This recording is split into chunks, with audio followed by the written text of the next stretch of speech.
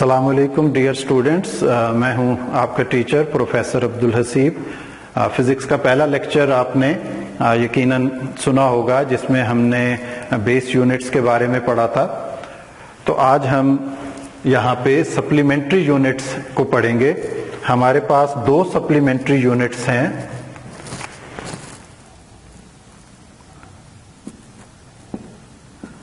Radian and steradian. तो पहले हम रेडियन को पढ़ते हैं। Radian is a plane angle.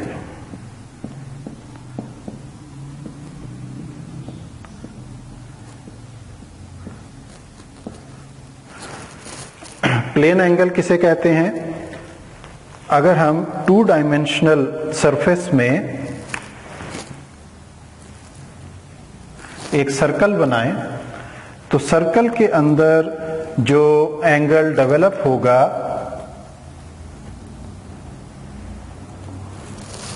वो एक प्लेन एंगल बनेगा।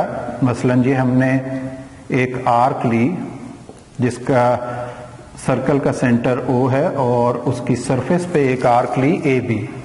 तो आर्क AB जो सेंटर पे एंगल बना रही है इसको हम कह सकते हैं एंगल AOB,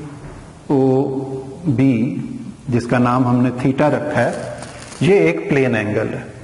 तो इसकी SI यूनिट प्लेन एंगल की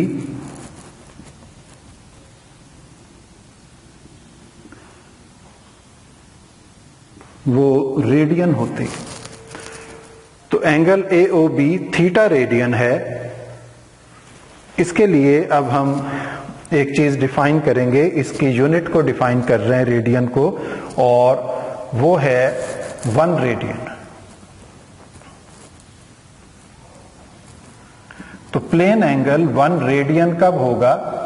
प्लेन एंगल 1 रेडियन उस वक्त होगा जब आर्क AB सेंटर पे मौजूद रेडियस OA के इक्वल आ जाएगी। When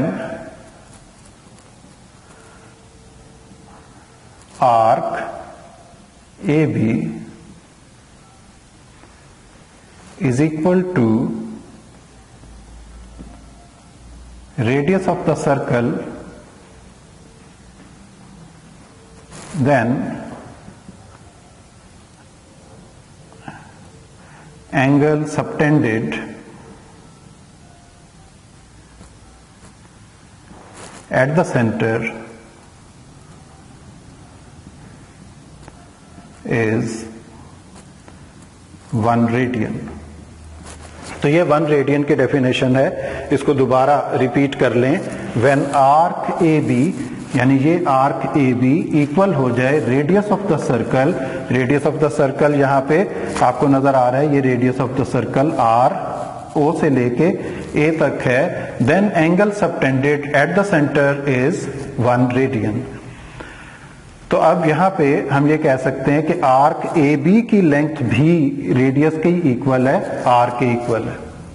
तो इस तरह इसके लिए ये जो थीटा का फार्मूला है या एंगल कैलकुलेट करने का, वो यूं बनेगा कि theta angle is equal to arc length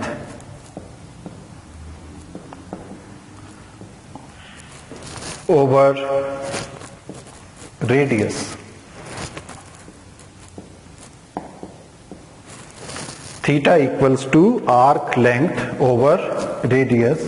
तो इस फार्मूले के मुताबिक आप देखें कि 1 रेडियन कैसे बनेगा? Theta equals to arc length AB over R, और आर्क लेंथ AB भी रेडियस के इक्वल हो गई थी 1 रेडियन के लिए। तो AB की जगह भी हमने R लिखा, R से कैंसिल हो गया, तो इसका आंसर आया 1। So theta is equal to 1 radian. कब 1 रेडियन होगा? जब आर्क AB की लेंथ रेडियस के इक्वल आ जाए। इसे हम कहते हैं plane angle.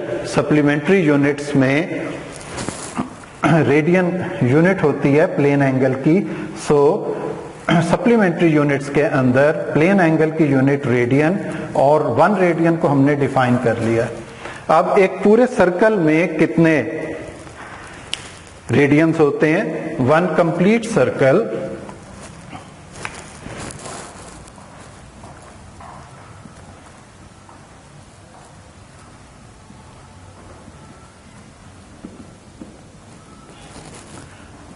there are 2 pi radians। एक कंप्लीट सर्कल में 2 पाई रेडियंस होते हैं। इसी तरह हमें यह भी पता है कि एक कंप्लीट सर्कल में 360 डिग्रीज होती हैं। सो हम लिख सकते हैं 2 pi radians are equal to 360 degrees. तो अब रेडियन हमें डिग्रीज में अपनी वैल्यू शो करेगा, तो यहां से 2 पाई को दूसरी तरफ डिवाइड कर दें। So 1 radian equals to 360 degrees over 2 pi, और इसको आप कैलकुलेटर से जब सॉल्व करेंगे तो इसका आंसर आएगा 57.3 degrees. So 1 radian equals to 57.3 degrees. तो ये आपने समझा। इस वक्त जो सब बोर्ड पे लिखा हुआ है ये है सप्लीमेंट्री यूनिट्स की पहली यूनिट रेडियन। रेडियन एक प्लेन एंगल होता है। एक सर्कल के अंदर प्लेन एंगल हम कैसे लेते हैं कि अगर हम एक आर्क लें ए बी और सेंटर के ऊपर जो अपना एंगल बनाएगी थीटा, उसको हम कैलकुलेट करेंगे एसआई यूनिट्स में, और इसकी एसआई यूनिट है रेडियन। 1 रेडियन की डेफिनेशन आपको यहां पे समझाई, फिर इसका फार्मूला समझाया। उसी फार्मूले से हमने 1 रेडियन को कैलकुलेट किया, और फिर एक कंप्लीट सर्कल के अंदर कितने रेडियंस और कितनी डिग्रीज होती हैं उसके जरिए हमने कैलकुलेट कर लिया कि एक रेडियन में कितनी डिग्रीज होती हैं। तो अब हम समझते हैं सप्लीमेंट्री यूनिट की दूसरी यूनिट, और वो है स्टेरेडियन।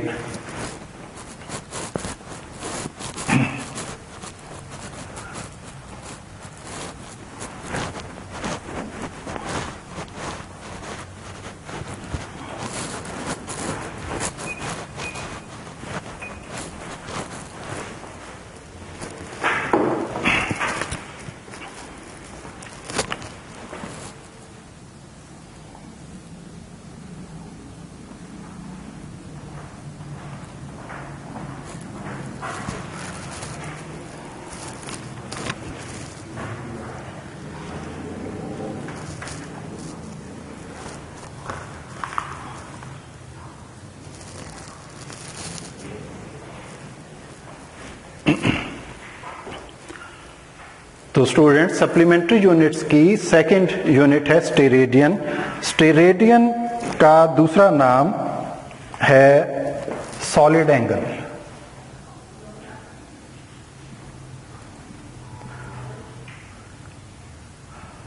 सॉलिड एंगल इसकी यूनिट स्टेरेडियन। इसको हम कैलकुलेट करते हैं स्फीयर में।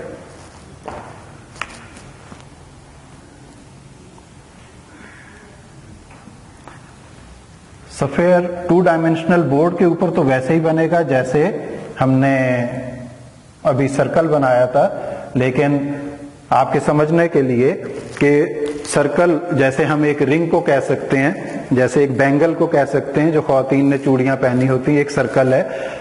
लेकिन स्फीयर एक बॉल है, जैसे फुटबॉल है, जैसे बास्केटबॉल है, जितनी भी बॉल्स ये यूज होती हैं सारी 3 डायमेंशनल हैं, और इनको हम स्फीयर कहेंगे, इनको सर्कल नहीं कहेंगे। तो स्टेरेडियन एंगल हमने जब कैलकुलेट करना होगा तो वो स्फीयर के अंदर कैलकुलेट होगा, वो सर्कल के अंदर कैलकुलेट नहीं होगा। तो 1 स्टेरेडियन की डेफिनेशन में यहां पे लिख रहा हूं, वो क्या होगी?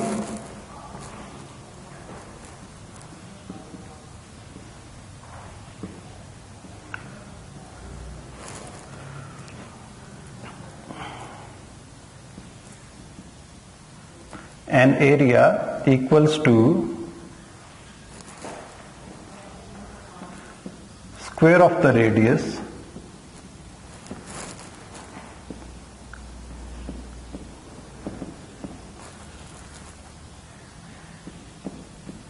r square makes an angle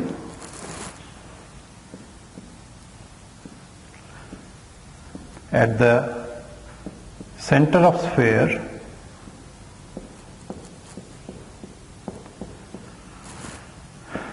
it is called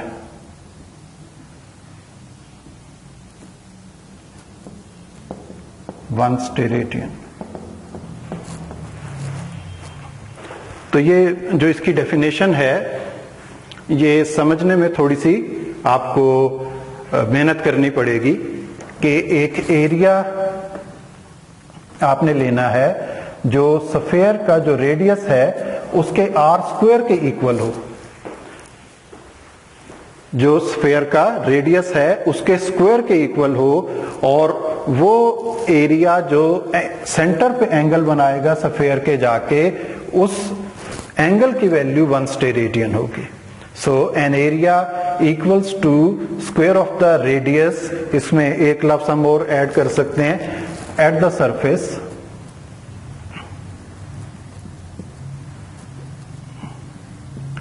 at the surface of sphere makes an angle at the center of sphere, it is called 1 steradian. तो ये आसानी के लिए थोड़ा सा अल्फाज और ऐड कर दिए, इससे ज्यादा क्लियर हो जाएगा। अब इसको समझने के लिए आपको एक एग्जांपल देते हैं कि आप मार्केट में जाएं और एक तरबूज खरीद लाएं, वाटरमेलन जिसे कहते हैं।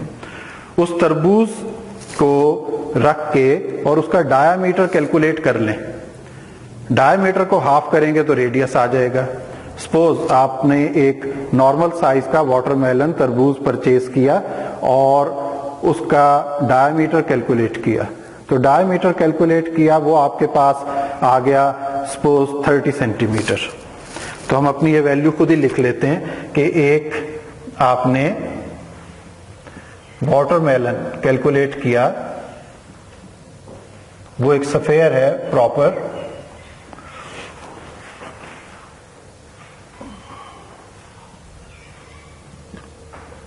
तो वो है 30 सेंटीमीटर।